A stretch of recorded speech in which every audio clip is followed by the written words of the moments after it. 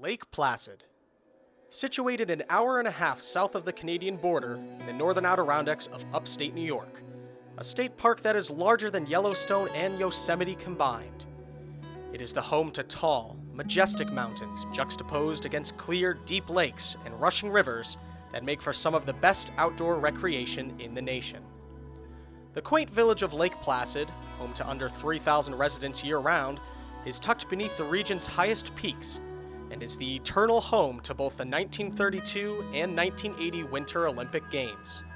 It is here, in Lake Placid, that not a day goes by where the residents of this magical community don't take the time to remember and celebrate the history of 30 years ago. Welcome, world. We're ready.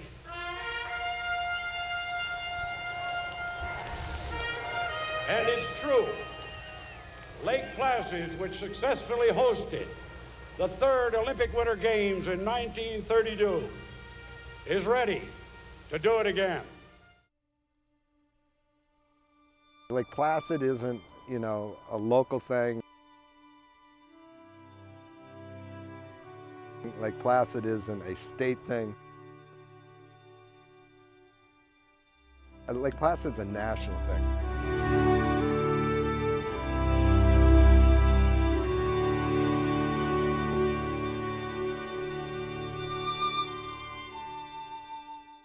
Lake Placid had the name and had the name recognition.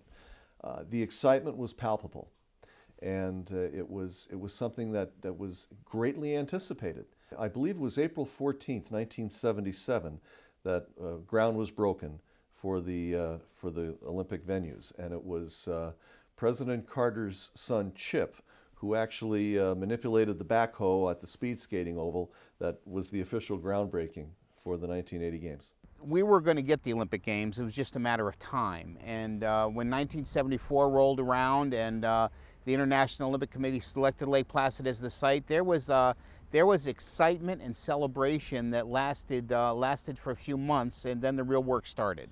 Nobody really knew what these games were going to bring. And what the worldwide reaction was going to be towards these games, because just shortly before the games came to Lake Placid, you'll remember that Jimmy Carter had already announced that he was going to boycott the summer games in Moscow. So for the Lake Placid Olympic Committee, they were scurrying. The Soviet invasion of Afghanistan has violated peace and the principles of the Olympics. I intend to meet soon with a representative group of our summer athletes to talk to them about an alternative world-class competition for them this summer that does not harm Olympic principles and will not harm future Olympic Games.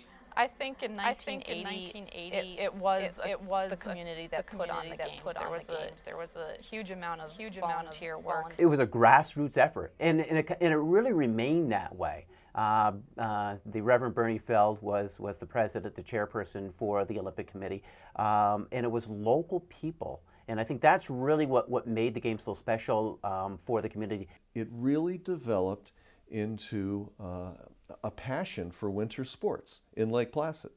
Then that turned into the economic necessity and the opportunity to build tourism and to build on Lake Placid's Olympic heritage. The excitement ripping through the Adirondacks and the state of New York began permeating state borders nationwide.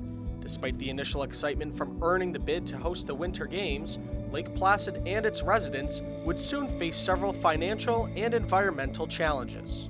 As we look at Placid for the 1980 Games, the original concept was that we would probably be able to use some of our existing venues with not a lot of work. But as things started happening, it was recognized that we pretty much had to rebuild all the venues. And so that was a challenge, and it was a financial challenge for us. Before the opening ceremonies, there was absolutely no snow.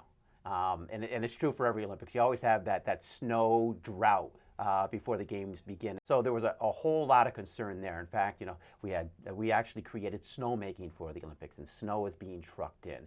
And the volunteers were still, we're still becoming organized. The biggest worry in reflection right now, I think, seeing what happened in environmentalists and how they stopped the games, and 76 in Innsbruck, it was definitely a concern here. There was a substantial amount of resistance from the various environmental groups.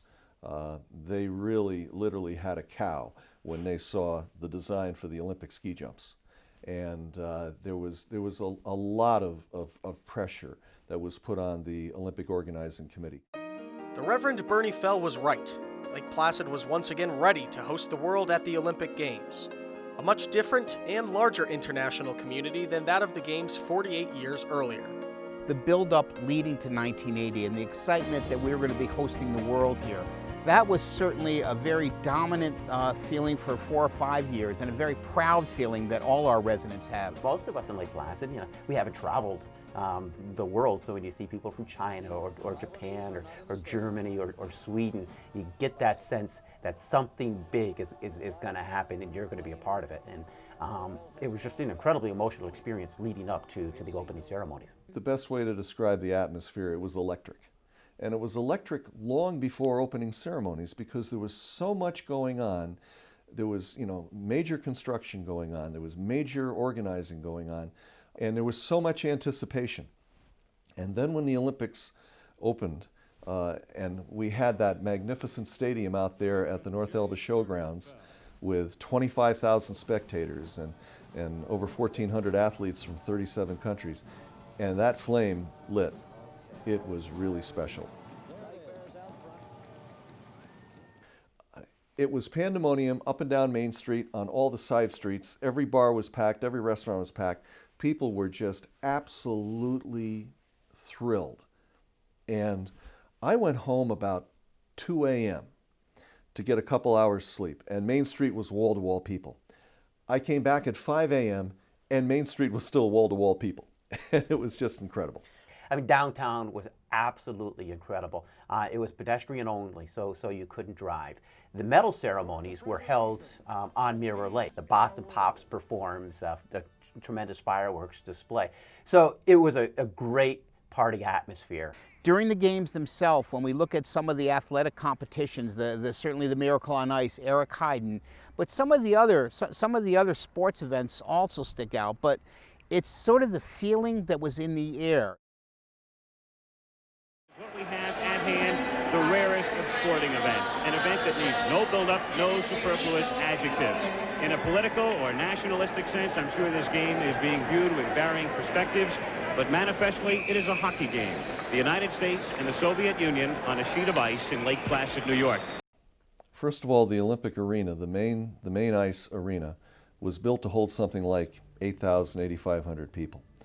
And anybody who was there who was in any position of authority will tell you that there was probably more like 13,000 people jammed into that arena that night.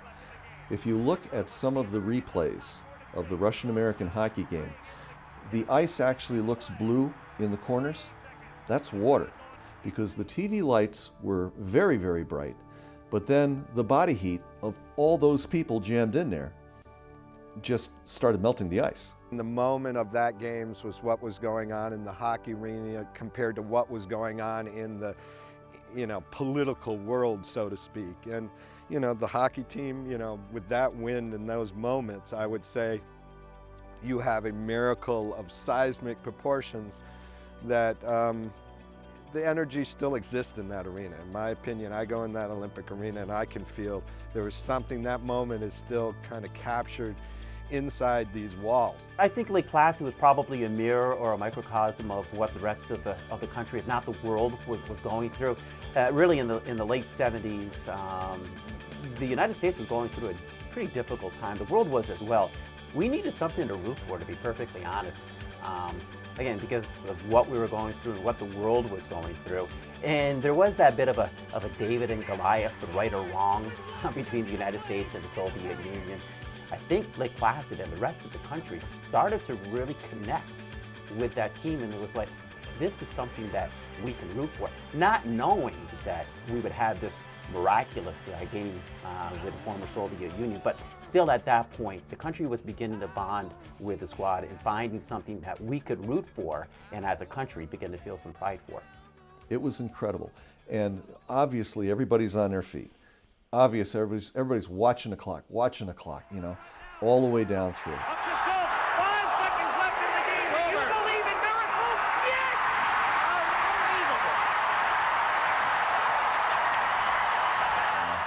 Unbelievable. And finally, when the clock ran out, and Al Michaels, you know, screamed that, do you believe in miracles? Yes. It was pandemonium. What happened in Lake Placid lifted the spirits of an entire country.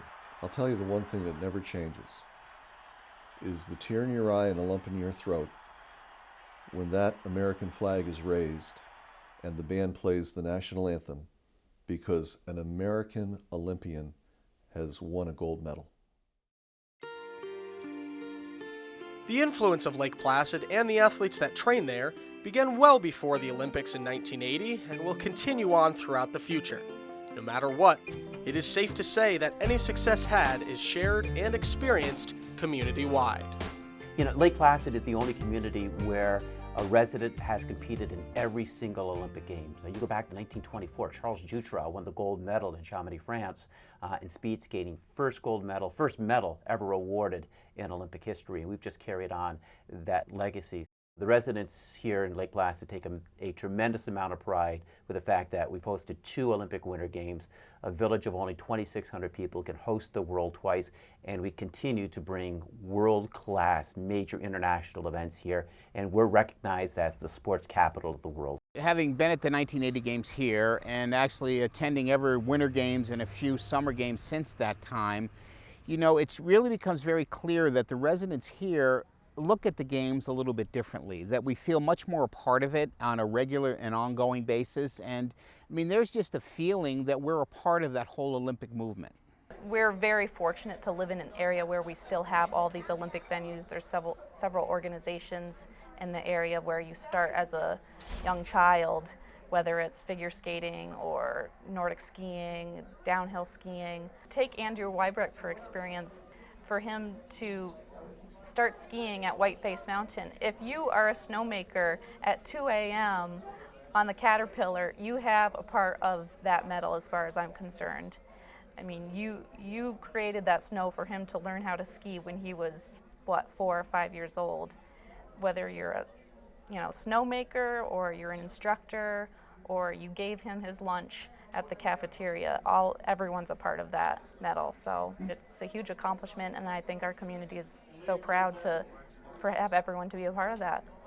Well, I think a lot of the locals pride themselves on being very rugged. So when somebody from this area comes out and trains as hard as they do and finally makes it on a big stage like that, there's definitely a lot of pride there. It's great to have somebody who was born here, who grew up here, who trained here and was raised here, finally reach that kind of level. We think of an athlete, and I like to look at it like a bike wheel with a lot of spokes on it, and I think that we all form spokes or kind of bunches of spokes in that child's life. You know, my role, I've been involved in a lot of different programs with the United States ski team. Are you involved with these? Yeah, but you're only a spoke, and I think that we all think we do these things free of ourselves, we give freely. We don't expect it. It's more of a reward. It's kind of pay it forward, and so so the reward is not in the success of that athlete, but I think it's more in knowing how you paid it forward to people. What is so special about Lake Placid and the surrounding areas? What separates it from other premier resort communities across the country or around the world? These are the types of questions that can only be answered by those who are fortunate enough to live and work there daily. There's only one Lake Placid. There is only one place that you can look out, and there's an endlessness to what you can see. Lake Placid provides the amenities so you can come here and at any standard enjoy yourself and relax, take in nature. We're a small town with a heck of a big city flavor to it. It's like a resort town surrounded by wilderness, number one. Number two, it's small town, that it's got an atmosphere and a personality different than a lot of other destinations. And it's a lot of locally owned businesses, which we don't see much anymore in the world of resort tourism. So I think those ingredients are probably something that separates this area clearly from the crowd.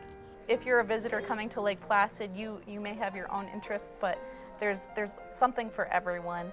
If you want to just be by yourself in the woods and go for a hike, or you want to go cross-country skiing, or you want action and go watch ski jumping in the summer, there's excitement for everyone, and it's part of the landscape and the beauty of the landscape combined with all these other opportunities. Over the past 5 years that I've been here, I've seen World Cup Snowboard, World Cup Freestyle, NORAMs, Alpine Nationals.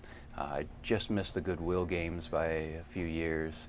So there really are an incredible number of high caliber events that come through here, sometimes 2 or 3 a year.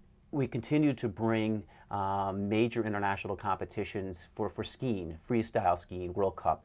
This past February, we had the U.S. Alpine National Championships at Whiteface. In fact, that same weekend, we also hosted the Division III Men's Ice Hockey National Championships. So there are always events, and those events allow Lake Placid to really separate itself from other communities. The venues are a key component to our economic viability, and the events that we bring here are really second to none. History, pride, legacy. The greatest epiphany results in realizing that the Olympic spirit doesn't define or label the people of beautiful Lake Placid. It isn't what gives meaning to their lives, but rather a representation of how what they shared with the world 30 years ago continues to be so meaningful to so many. The history is deeply rooted, and the people of Lake Placid know their heritage, and they're not just bound by that, because on any given day, hundreds of up-and-coming elite athletes are at Lake Placid training. I don't think we have to worry about the sports letting this flame die. Lake Placid is a part of New York State's heritage, and it's something that has been successful, that creates success within the people who come here. The Olympic spirit will live on. I think the legacy lives on strong enough that even the next couple generations are going to remember it. There are those opportunities in Lake Placid those opportunities don't exist anywhere else. Sure, as a kid you can play football, baseball, basketball, and hockey, but where else in Lake Placid can you do those sports? You want to be a biathlete? There's a coach. You want to learn how to speed skate? There's a coach. And that really is what separates Lake Placid from so many communities for kids to grow up. And it also keeps our Olympic legacy alive. If we did not have those programs in place, we would not have an Olympian in every Olympic Games since 1924. The Lake Placid Games of 1980 still stick out as being one that sort of captured a spirit that has yet to be duplicated in any community or city I've seen the Olympic Games. It's a place where miracles happen. Whether it's for yourself or the chance to relive the miracle on ice. Lake Placid really sets itself apart from the others because really the way that it's situated in the park and the fact that the natural beauty that surrounds Lake Placid and the activities within here.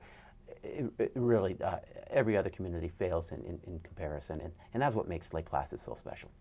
With 2 Olympics under their belt, Lake Placid continues to host all the premier winter sporting events dating back to the 20th century.